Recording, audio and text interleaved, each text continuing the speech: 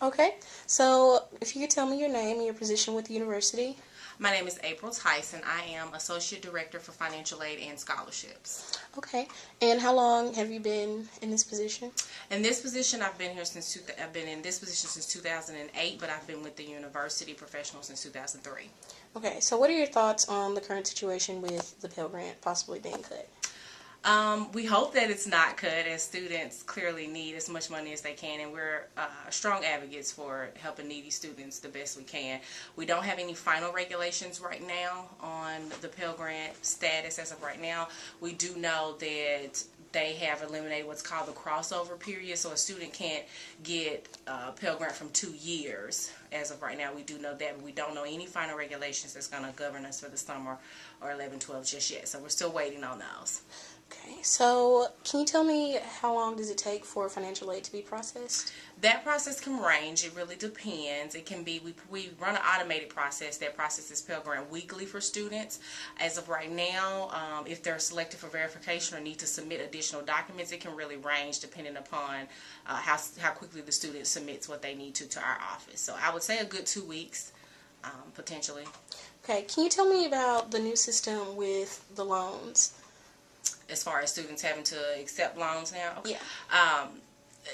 The new process came about because the feds eliminated in their effort to simplify the FAFSA application, which clearly needed to be done to simplify the FAFSA application. They got rid of the question that asked students what type of aid interests you.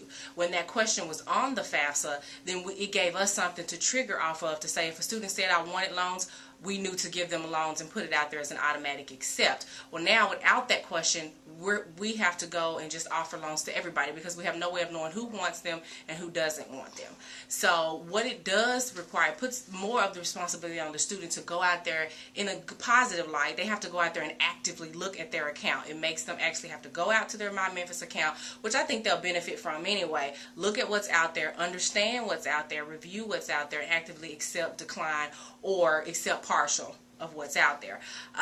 For us, it puts more responsibility on us to make sure we communicate this new process, which we're already in the process of doing. We're sending emails, we're using robocalls. They're going to start getting a few of robocalls, so we're really going to try to push a lot of communication to students to get them to go out there and actually accept the loans. Right. So what happens if a student doesn't check their account, or if they don't accept their loans, the loan will not be processed. It'll just simply stay in a ward. It'll never actually be processed and actually for us to send the loan out for acceptance, which means when it comes down to fee payment, potentially they could have all their other aid applied to their fees, but if they need the loan to pay the balance, it'll look like their balance is not paid. So it's very important for us to get the word out and for students to actively accept those student loans. Okay. So do you think this will benefit students, or what are the ups and downs? I think it will benefit them because right now I think students rely a lot on not checking their My Memphis. I didn't know. I think this requires them to actively go out there and see what's out there and actively look to, make sure they have enough money to cover their balances. I think it also will give them a better idea of what they're accepting in student loans. I think students, it can be a default prevention method. It can be a loan indebtedness method as well, because